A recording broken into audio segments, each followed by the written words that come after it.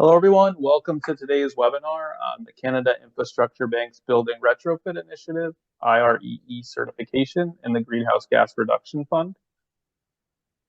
I'm Trevor Mead, a program manager with GBCI, where I spend a lot of my time working on IREE certification. I'm joined today by Aaron Berg, Director of Energy Efficiency Investments at the Canada Infrastructure Bank, and Matt Golden, Strategic Advisor for GBCI, who also focuses on IREE certification.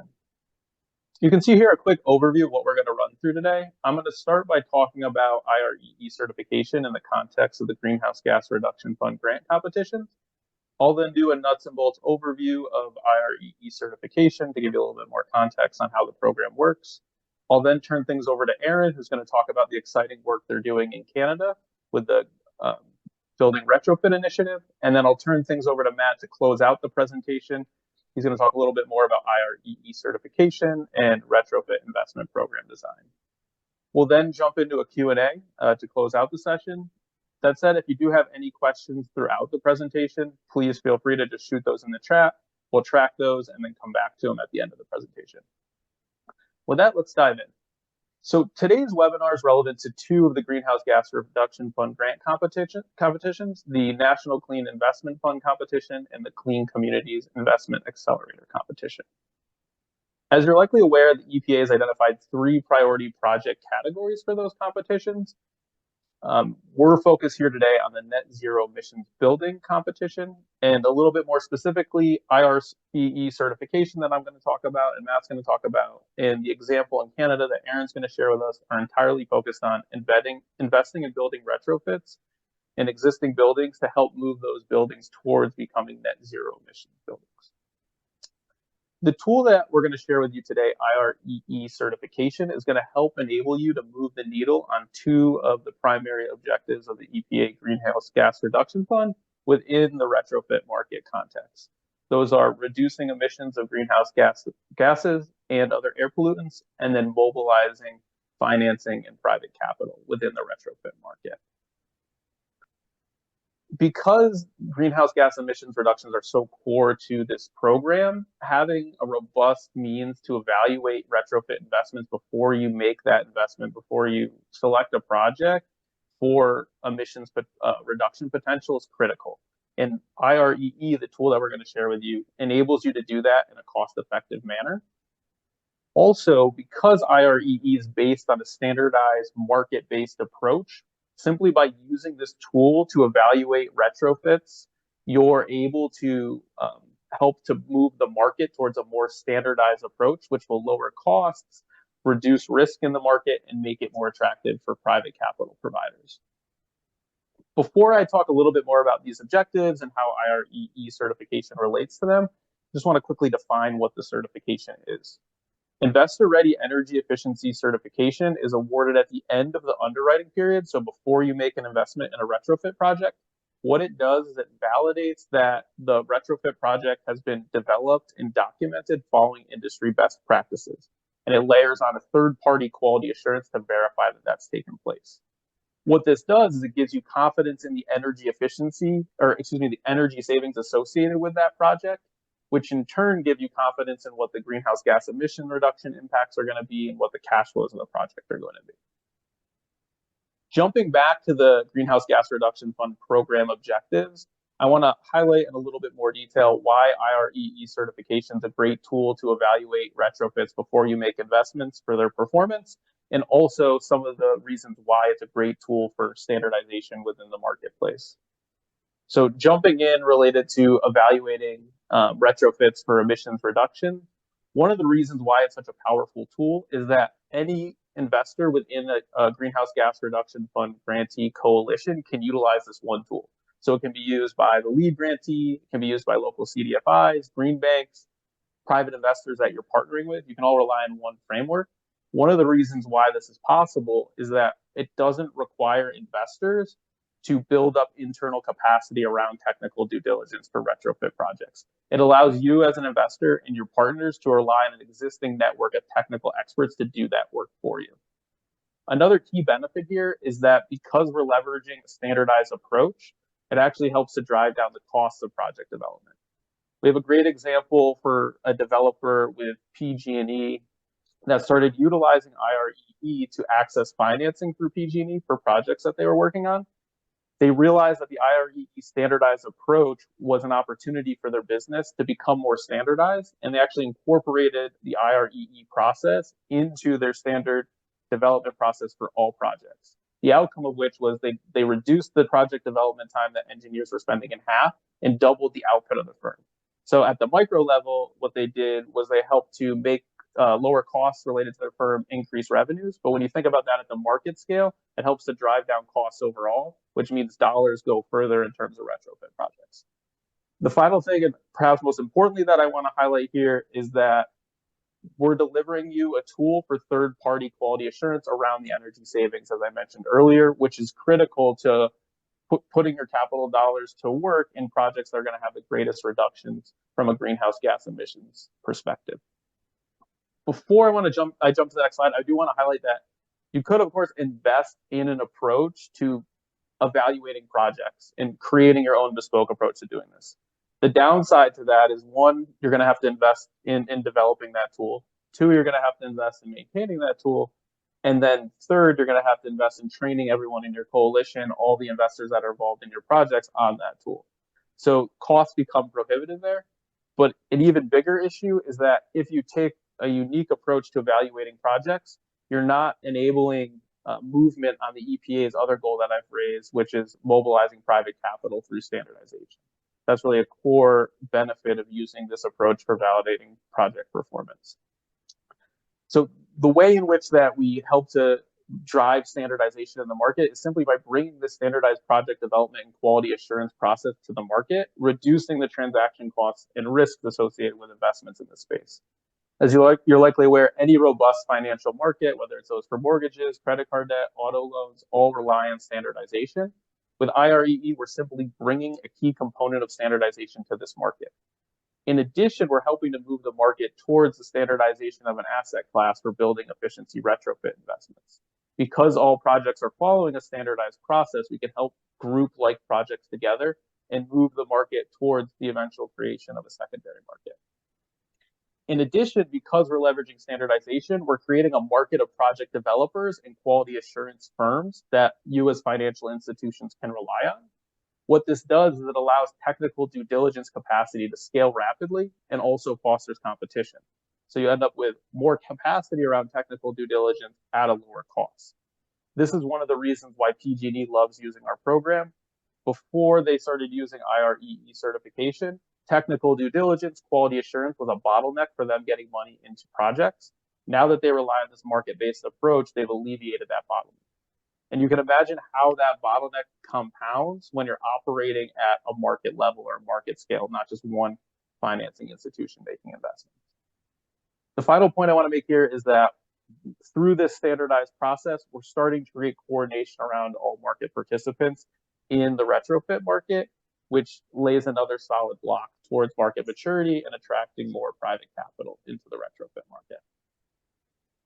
Now that I've talked some about the GGRF program goals and how IREE certification fits into that, I want to spend a couple minutes talking a little bit more about what the certification actually is, give you a little bit more context there.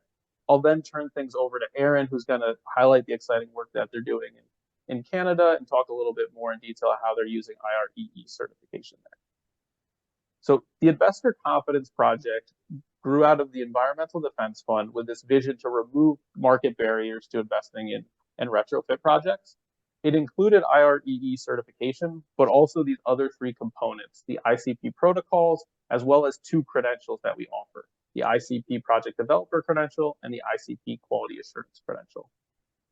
What the ICP protocols simply do is they create a foundation where the development process for an energy efficiency retrofit project is standardized. We take existing standards and package them into this standardized process.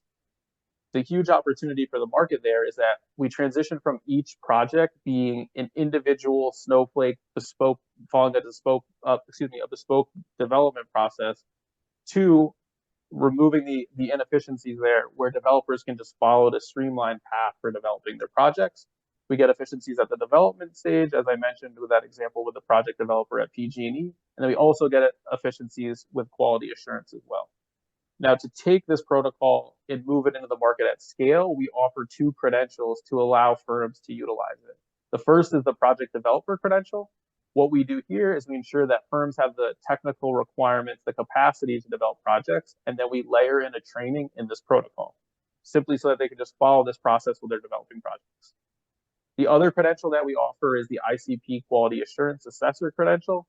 What we do here, again, look to make sure that firms have minimum level of competency to perform quality assurance services on energy efficiency retrofit projects, and then we provide them a training in our quality assurance process. The last component, which I've already highlighted, is the actual certification. So how this all works is that we train developers in the ICP protocols. They develop projects following that protocol. Quality assurance assessors that we train, which are an independent third party, assess those projects to ensure they follow the protocol. And then we're able to offer this IREE certification, which allows anyone in the capital stack for a project to understand that technical due diligence has been completed, and it's been completed using a thorough third-party validated process. So with that, I'm going to turn things over to Aaron, who's going to dive into the Building Retrofit Initiative. Thank you, Trevor. Hey, everybody. Aaron Berg, Director of Investments at the Canada Infrastructure Bank, and I lead our Building Retrofits Initiative. Next slide, Trevor.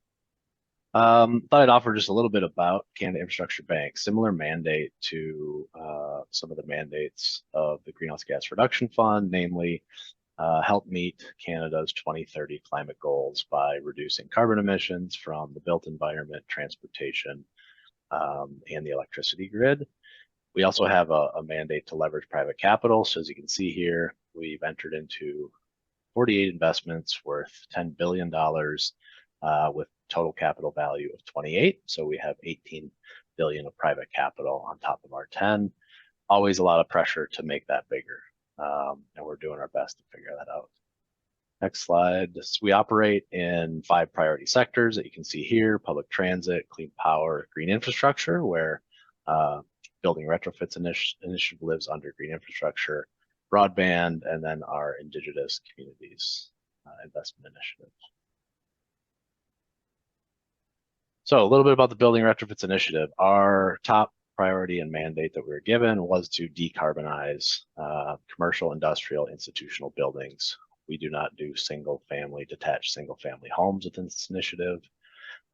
Again, working with public and private sector. I think as it relates to, as Trevor mentioned, one of the values we saw in IREE is that it is a market-based, private sector-driven certification protocol that we as kind of an institutional investor can rely on, and rely on the scale of the market up and down as demand grows. And we have requirements basically to underwrite the cost savings from more efficient buildings, the operational cost savings. That said, we are seeing, I would say, somewhat significant demand in the marketplace and interest in paying quote unquote premiums above operational cost savings for the attainment of meeting decarbonization goals. Because we're a significant or a larger institutional investor with a total of $35 billion allocated to us from the federal government, we are a federal crown corporation. I guess I should make that clear, something that does not exist in the US, but akin to, let's say, an arm's length nonprofit that has a funding agreement with the government for public sector dollars. We have our own kind of self-imposed minimum transaction size of 25 million. Just because we're not set up to do small ticket size transactions, which, as we looked at the retrofit space and the building space, many, if not most, retrofits are going to be below $25 million. So we've come up with kind of 3 predominant ways that we make investments. One is direct investments with portfolio owners of buildings, groups that manage significant assets, have multiple buildings, and have their own capabilities to retrofit those buildings. Second, and probably most predominant investment type we've made to date, is what we call our aggregator, which is where we will end up setting up a special purpose vehicle.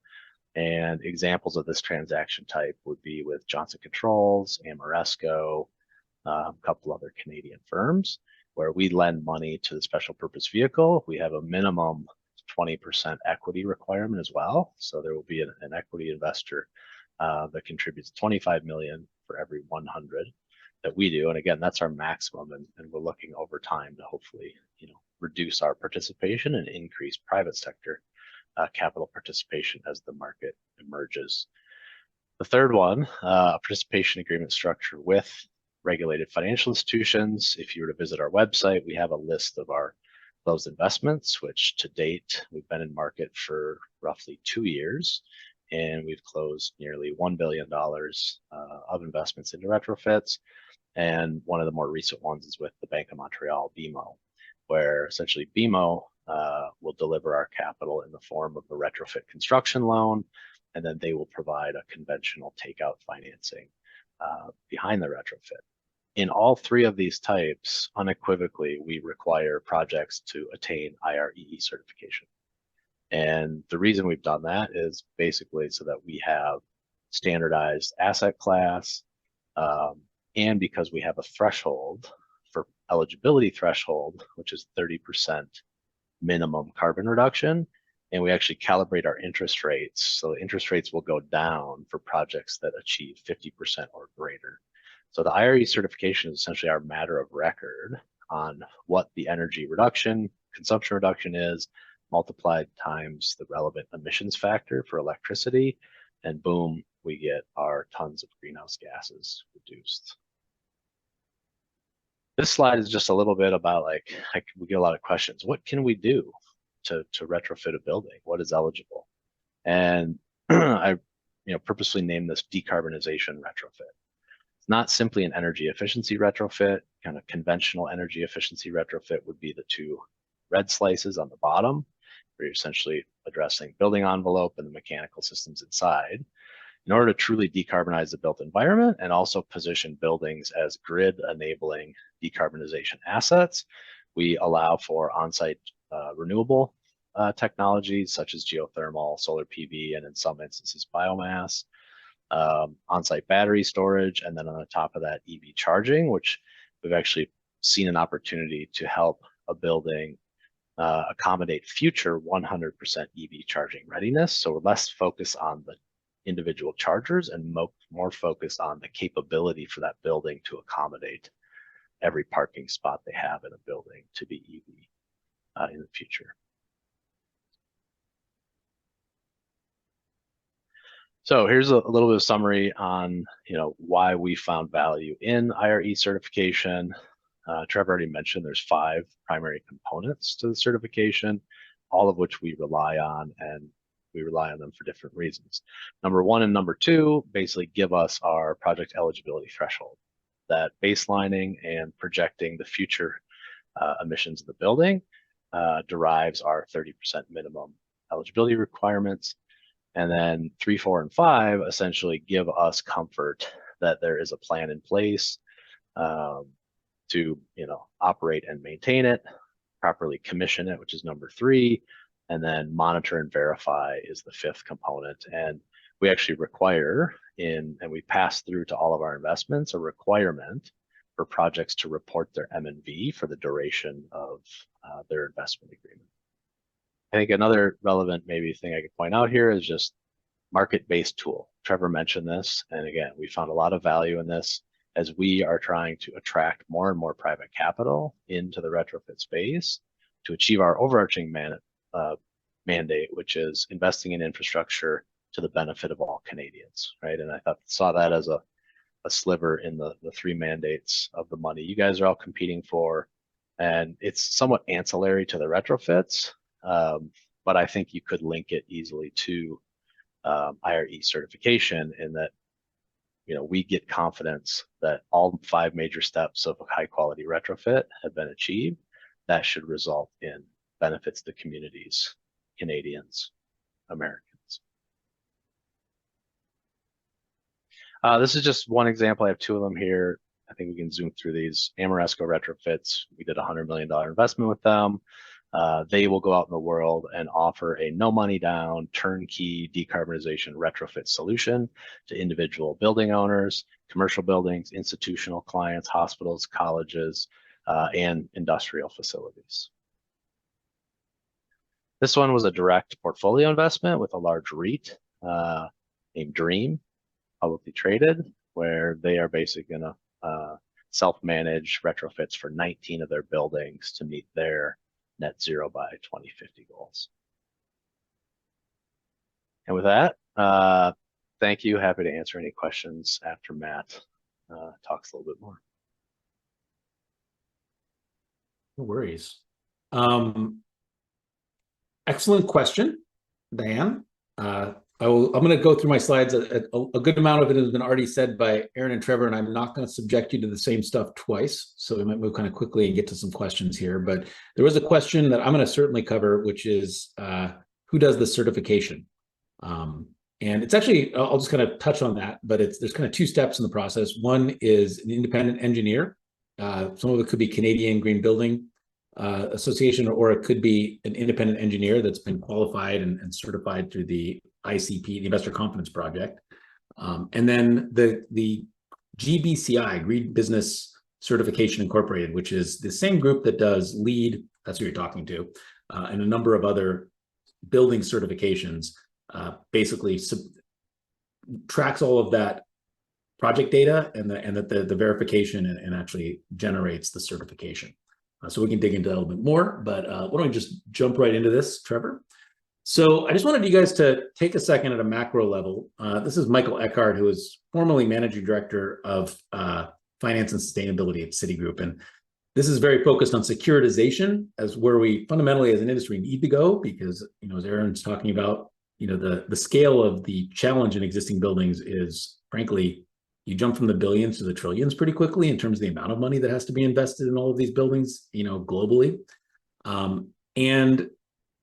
Energy efficiency retrofits just lack the fundamentals that we see in other markets, which is one of the main purposes of the investor-ready energy efficiency certification, is really defining an asset class. So when you're an investor in this, whether you're a building owner who's often the primary investor and knows nothing about energy efficiency retrofits or M&V or ASHRAE 14 or any of these things, a bank, a green bank or a traditional bank or any other investor, the real challenge we see is that without some sort of consistent way to standardize, underwrite, and verify these projects, every efficiency project is a unique snowflake.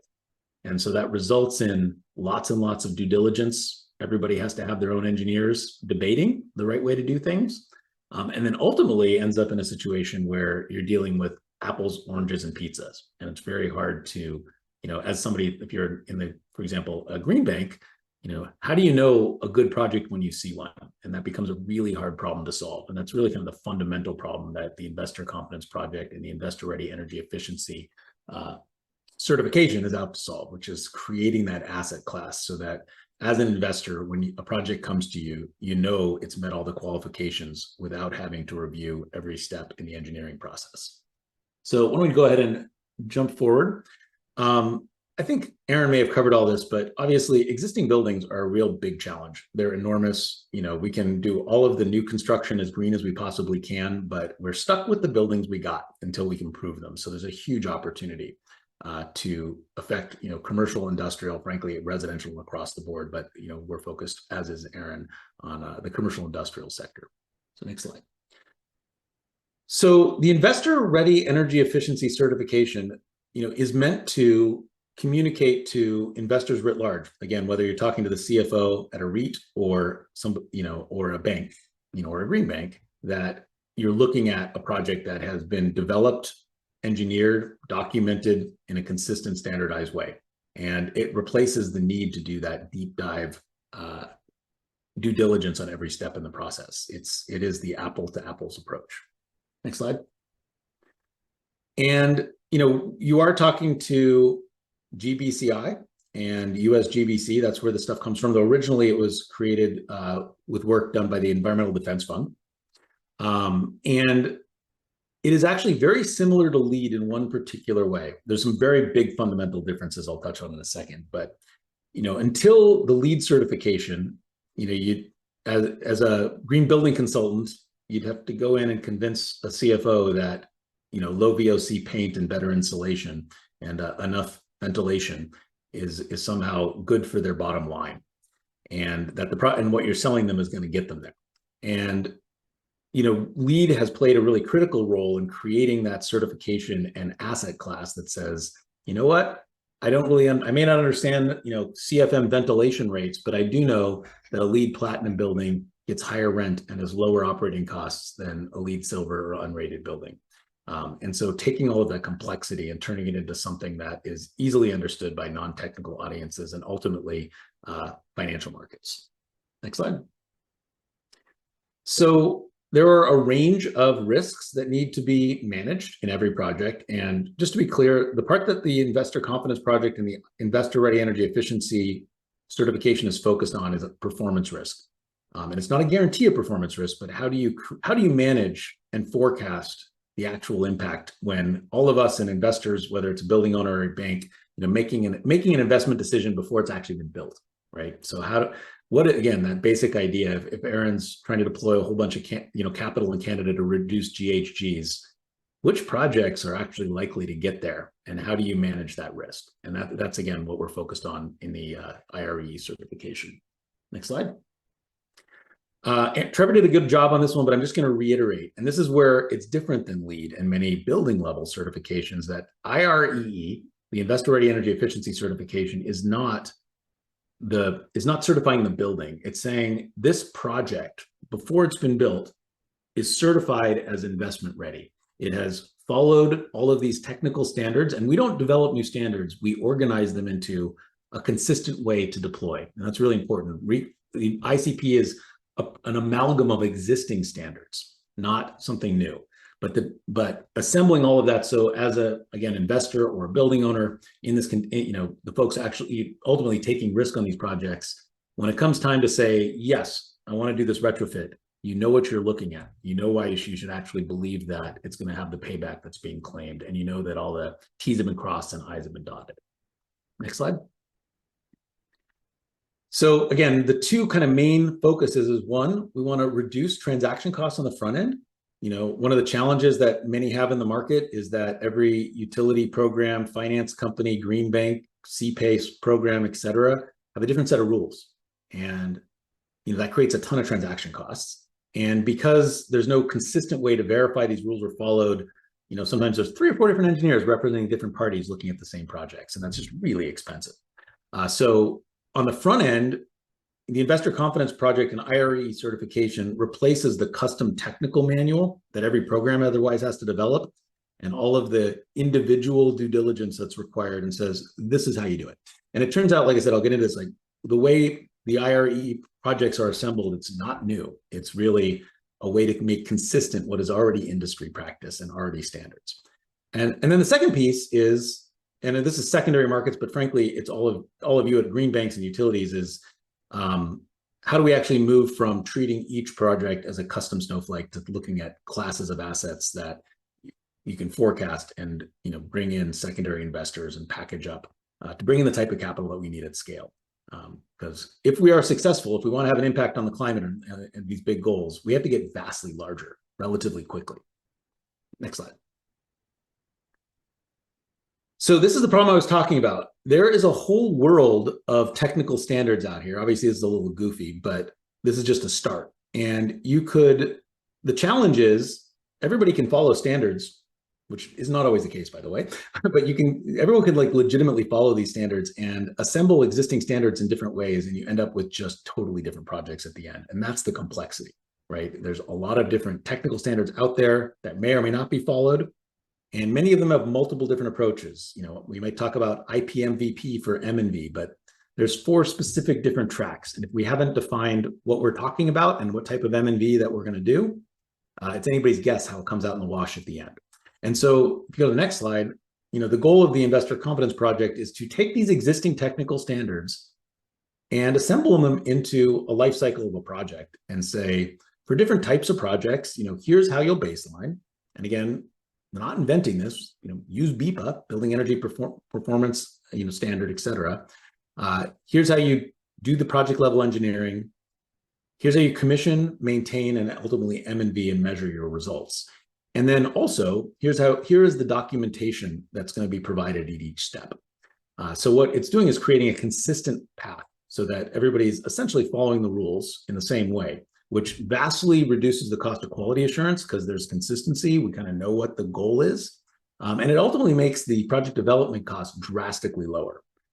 Project developers in California using this are cutting their cost to develop projects to a third of what it costs in a custom world because they're able to really create process around each step in this process.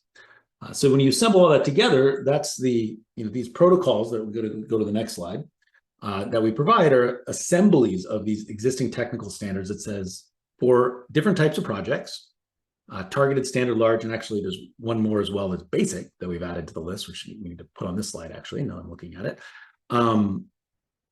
We have different protocols for different types of buildings. It's not ever as simple as just big or small. You can do a really large package HVAC retrofit, and that's relatively simple. You can do like a relatively complicated whole building assessment on a smaller project. So that's why we use professional engineers, but select the appropriate protocol. And it gives you essentially a rule book you can follow. Here are the steps in the process. Here's what we have to do at each step, how we document it. And then similarly, there's a standard for how quality assurance is conducted. So it's transparent to all parties. So the project developers know what's being asked of them going in, and the quality assurance is very close to getting to kind of a consistent standard output on what is a correct project that is ready for certification. All right, I think that may in fact be the end of the canned part of our presentation. It looks like we got a bunch of questions, which is great. I will stop talking, and Trevor, do you want to DJ the questions? Sure, thanks, Matt. So you should all be able to raise your hand if you'd like to come off mute, and we can have you ask questions over video. You're also welcome to keep sending them into the chat. I can probably speak to a couple of these as I'm just reading through them, if that's a start while people raise their hands. Yeah, sure, jump right in, Matt. So on the first question, just around, do you need a portfolio? No, the ICP protocols and the certification is all at a building level. And like a good way to think about this is just a standard technical manual that you don't have to create and maintain, that's going to be consistent, across different providers, that says, here's how you put a project together. So, there's some benefits to the portfolio over time and all of that, but fundamentally this can be used on every single project, and it can be your program rules. It also, by the way, works in the other direction, which is if you're on the buy side and you're, let's say, a REIT wanting to deploy energy efficiency, you can also use the certification and these protocols kind of like an RFP in the box, right? If you can figure out what kind of projects you want to invest in, what ROIs you want, you can say, cool, bring us a certified project and we know what we're looking at and we can be confident in those cash flows. So kind of a standardized set of rules.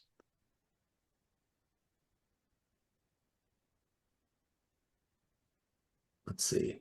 Those are from you, Aaron. Good. Those are not questions. Good answers. Any other questions out there? There's one question about single family homes. IREE and the ICP project does not tackle single family buildings. There are some different standards that are out there, but we focus on multifamily and commercial projects for the IREE certification. And there is a cost to certification that we can discuss. We're actually going through and kind of reworking some of those costs. It's really the fundamental cost, which is out in the market, is having an independent engineer actually do the evaluation in the front part of the QA, and then there's a relatively nominal fee on the back end to actually issue the certification.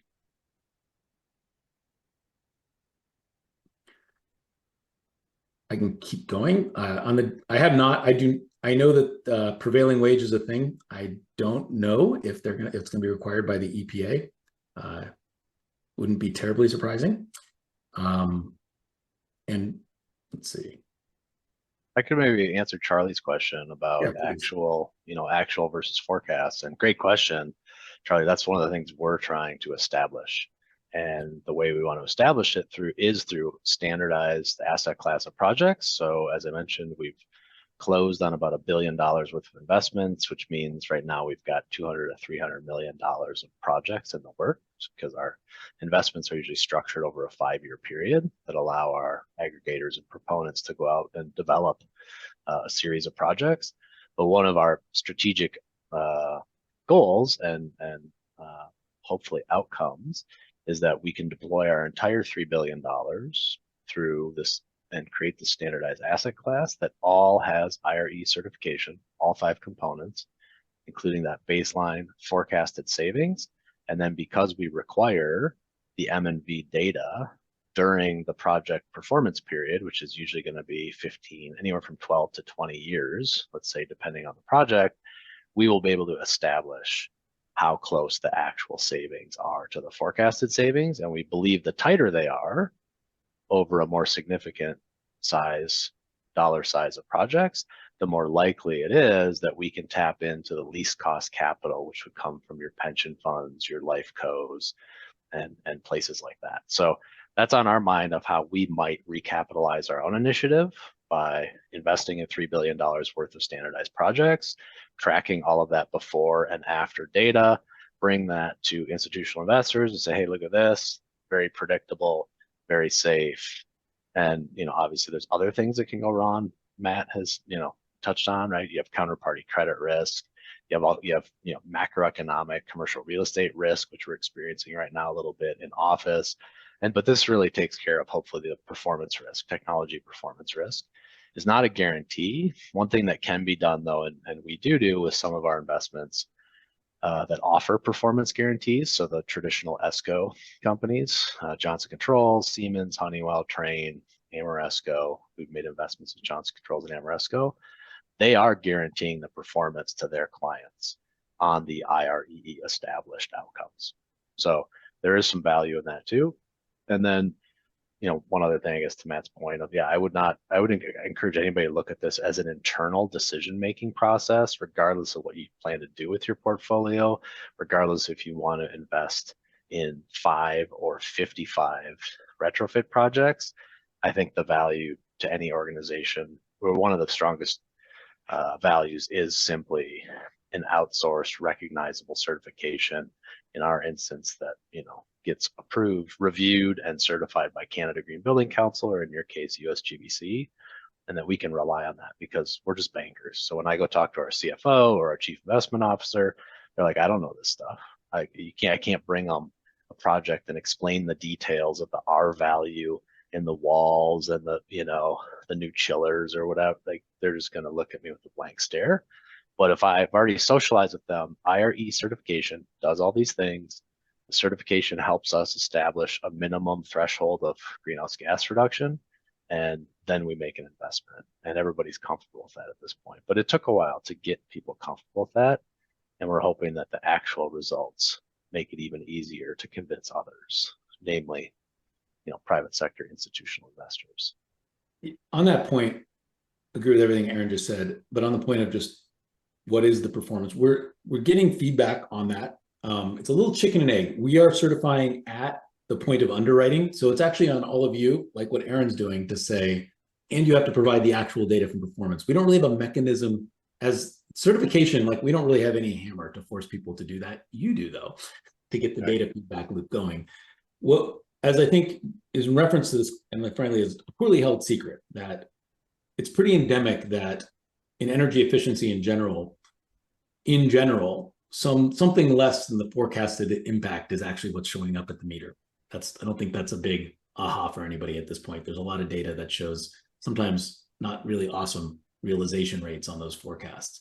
What we have experienced, and ICP by itself is not a one-stop panacea. Like, we're creating consistent standard projects. We're not eliminating that over forecasting. However, in practice, what I've seen happening continuously is that we create a continuous improvement cycle that pretty rapidly gets to actually over 100% realized savings rates by tying performance back to things like, if you want to get discounted capital, you have to deliver real savings that result in GHG reductions, and creating that feedback loop. And what we've actually experienced real consistently is that, year one early projects, sometimes they're coming in at under 100%, sometimes 60 or 70% of what they're forecasting, but create the feedback loop, measure the results, and often within 1 year, we're at or over 100% realization rate. So you guys are all part of that solution, right? You got to put a premium on actually delivering those results and paying for it somehow, like access to cheap capital. And we have to collect the data so that it's, because folks really haven't had it previously. right? And so, it's not an instantaneous fix, but once we get the wheels turning, things fall into line. Thanks, Matt. I'm gonna Scott, I'm gonna turn it over to you so you can ask your question. Thank you very much, Trevor. Can you hear me? Yes. Excellent. I live in the state of Maine, and we have a green bank. We call it a sustainability accelerator that is gearing up to try to work with the greenhouse gas reduction fund monies that are going to be dispensed, probably spring or summer, realistically, of next year to the state level. And one of the things that they are trying to find is a way to score projects. And my understanding of IREE, as you laid it out, is that if it achieves certification, then it is like a valid project. That the project, you would have great certainty that the project's going to deliver on what it says. Does IREE also have any kind of a mechanism for scoring the different projects? Because that's in part what I'm looking for, is a way to judge project A versus project B. Where should the priority be for the money that is available to us? So what the IRE certification is saying is that this forecast of we do X, we're going to save Y, or whether that's money, kilowatt hours, or GHG, that's up to you, by the way. And that's a valid forecast, right? Because you're looking at that project and saying, before you do the scoring, like, can I believe what they're telling me? And we're saying, I'm not going to guarantee every single asset is exactly what they're saying, but they followed all the rules. They did their engineering correctly. It's been reviewed, and they're doing X, Y, and Z, and it's going to pay back in 6 years or reduce peak GHGs by whatever amount you care about. So I would say it's a feeder into probably what you're thinking about scoring, if that makes sense. Now you can get those, it's going to cost this amount of money. It's going to have these economic and environmental returns. You can score that and prioritize it, and you can be competent in those inputs into your scoring process. Does that sound right to you, Scott? Are you looking at scoring like something else? Well, eventually we will be looking at scoring as something else. But what you sort of, just to recapitulate what you just said, I think that if the Maine Green Bank receives 10 people applying for money for their project, and 7 of them are IREE certified, then the people doing the scoring could say what they're sending us for data is most likely valid, and we can compare it in a sort of apples to apples comparison. And then the other projects that were not IREE certified, we wouldn't really have the same level of certainty about the information they were giving us. And that's the real value of IREE within that. And then it's up to the state to say, well, this one has labor standards, this one doesn't, this one is, whatever other scoring mechanisms they have. Yeah, you set the criteria and what's important to you from a scoring standpoint. And, our recommendation is projects are projects. There's a bunch of standards out there. There's really not a lot of valid reasons to do it 6 different ways. And frankly, it's not really different is what we find. Like, lots of folks will tell you they have secret sauce, but like, we have standards, everyone's pretty much doing the same thing, or they're not doing it. And it's hard to tell the difference. That's actually the problem. So our overall recommendation is just say, if you want to be considered, get your project certified. There's no reason you shouldn't be able to get certified. We're not doing anything exotic. And we've gone down that rabbit hole. People aren't used to seeing all of those requirements on a list. It looks like a lot, but if you walk down the list, it's very hard. I would say we've gotten to the point where you just got to do all this stuff, and you really can't leave anything out and be a valid project at the end. It's to that level, and there is complexity in this stuff. So the other, so one is we would recommend just like say, you got to get your project certified so we can consider them, so we know they're apples to apples. The other question would be, why aren't you certified? Where do you differ? So in that case, like the certification becomes the standard model. And you can ask folks to explain, well, if you can't get certified, what are you doing different? And now you have a way to kind of tease that out of the project. That's great. I'll also offer, Scott, like one of the project types we are kind of seeing from a decarbonization standpoint that doesn't necessarily need IREE or fit in is replacement of centralized heating and cooling plants in larger buildings. So hospitals, colleges, things like that, that could be beneficial for actually, like, especially, I don't know if Maine, but I know like Nova Scotia, kind of a neighbor to Maine, still has a lot of fuel oil up there. And so if you can just get off of fuel oil to either even natural gas, we don't like to invest in, you know, perpetuation of fossil fuel infrastructure. They also have a dirtier grid in Nova Scotia, but just going from fuel oil to heat pumps without touching the building per se, right? You can get a lot of bang for your buck on GHG reductions. And so we've had some pushback, and I've started to wrestle with certain project types that I could exempt from IRE certification that are still valuable. So I wouldn't jump necessarily to the conclusion of if it's IREE, it's automatically better than one isn't. Well, sure, within a building retrofit, that's true. But if you're kind of start thinking bigger and broader and looking at the entire state of Maine and just looking at carbon emissions and eliminating them or reducing them, there probably are some projects out there that are not straight down the middle retrofits. So just offer that as, you know, for what it's worth. And frankly, if you're going to do building retrofits, I would also say, I think I'd make IRE certification a requirement of your financing or funding for a building retrofit. Because if not, how are you going to sleuth through and evaluate what's really going on with the project, unless you have engineers on staff that are qualified to do that? Thank you, Aaron. I appreciate that. Sure. So I just want to call up Brian that Savannah responded to your question. She sent a message that EPA will require Davis-Bacon, and then just see if anybody has any final questions before we close out. We'll wait a sec. Feel free to raise your hand or drop it into the chat here. I mean, one thing I say, it's speculative, but American Recovery Reinvestment Act money also had a whole bunch of diversity in hiring requirements at the time, you know, health insurance requirements. This was all right. So for everybody's benefit, I guess I moved to Canada 8 years ago, prior to which I was living in Portland, Oregon, running American Recovery Reinvestment Act money out there.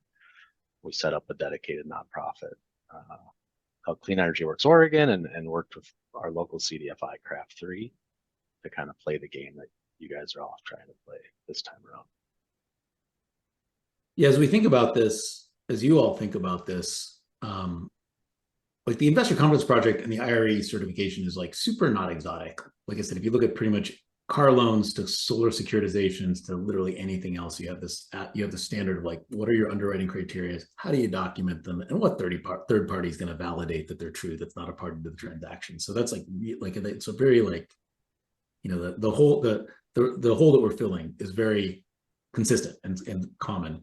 So that just the thing to, you know, put out there for everybody is, as you know, the goal here in our mind is, as we roll out green banks across Canada and the US, is, you know, reduce as much transaction cost as possible for the market. There is a very consistent way to put projects together, reduce the transaction costs around due diligence.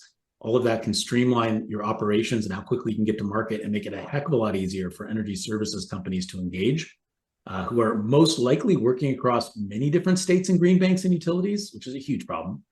And then on the flip side, we end up with a bunch of projects that we can say are all apples and apples. Maybe some are Macintosh and some are Golden Delicious, but they're apples. There's no pizzas in there. And as Aaron was saying, we start to build the data set that says, when you do an apple, here's what you get out the other side, right? And that's that. So you get a bunch of short-term benefits in terms of lower transaction costs and the ability to reach the market collectively, right? When you're talking to ESCO, Matt, you miss an opportunity there. You get the apple juice, right? That's what you get on the other side. That's what everybody wants anyways. The kids want the juice box, right? So do the bankers. They just want to suck out of the straw. It tastes good. Don't make me bite it and think about it. Could be a worm in there. I kind of I want to steal that going forward. Yeah, you should. Like, you missed it. I want to help. I want to help you out. Analogies too. I care about you. I wanted to maybe address, Savannah had a question about how early does the project need to engage IREE? If they come to us, they've already started some engineering. Are they going to have to redo everything? You know, how does this work? And so a couple of things on that. Like, one, hopefully not. They don't have to redo everything. They just have to configure and format what they've done into the IREE protocol, right? That's the point, as Matt said. Like, different firms, they all say, I have my secret barbecue sauce. It's the best. You know what? It's barbecue sauce. Like, it relatively tastes the same. There's no secret sauce. But more functionally speaking, what I'll say, Savannah, with the state of IREE still being mostly unfamiliar in the marketplace because no one's really gone full speed ahead with this decarbonization game. We're trying here up in Canada. You guys are about to get going. With the relative lack of unfamiliarity as we all launch, we've made plenty of exceptions and deferrals on attainment of IRE certification away from actually first draw, right, or first funding from our side to a condition precedent to final draw. So we've given people more time based on trust, and what we do there is we're essentially underwriting the organization's capabilities and qualifications. Do we trust them? Are you a licensed firm? Are you reputable? Okay, you come to us and tell us you're unfamiliar. We impose it as a requirement. So that's one thing I will not do, is relax the requirement, say you don't have to do it. You're going to have to do it, but I have provided leniency to people to do it later in the process, and I've been able to take that risk. And I would think many of you, with the type of money that you're competing for, also can take that risk. When we take that risk with the public sector capital, we're doing it for the benefit of the public to create more projects, to then get more private capital in to magnify and amplify the outcomes, right? So that's an appropriate risk to take. That's a counterparty, credit risk, really, or performance risk, but totally doable. So, because it's never going to be as neat and clean. I still don't get, clean projects with the full IRE cert like I'd like. Right? That's why we use professional engineers, because there's a degree of, engineering that needs to go into this stuff. These are not black and white decisions. We're just trying to make them closer to that, right? Aspirationally. Exactly. So there's a question about energy auditors. So like a certified energy, there really isn't like, I don't know, maybe in Canada, but we don't really have like the right certified energy auditor. One of the challenges is that we went through is that there isn't a certification that says this person knows how to put an energy efficiency retrofit project together. Like, you can be a professional engineer and have no knowledge of this. You can be so there's a set of criteria that includes experience, and you can be a certified energy manager, and there's a set of different qualifications. And then there's training that we provide, which is not how to do your job, but what is actually required of the certification. But we lack, there isn't a certification in our universe that says this person knows how to put a complete project together. And that's actually the problem that we're trying to solve. But it's pretty flexible. And as Aaron was saying, these are, two-party relationships. So there is a degree of discretion. And the key thing is, if you're going to say, if there's going to be some discretion on a project, because they're not all perfect, everyone knows that the decision's being made, right? And if everybody's cool with that, that's cool, right? We do not expect everything crosses every T and dots every I. It's just unrealistic. Well, thanks a lot, Aaron and Matt. I think that's it for questions. If anybody does have any more questions, feel free to drop them into the chat or raise your hand. What we'll do after this webinar is I'll shoot out an email with a recording, the slide deck, some additional resources. I saw Matt dropped a few here in the chat. And then you can, of course, reach out to us with any questions that come up in the future. With that, we'll turn it over to Matt and Aaron if you want to say any parting words before we close out. Good luck, everybody, competing for the funds, and make sure strap on a smile and have fun if you actually get them. Careful what you wish for. That covers it. Appreciate everybody's time today.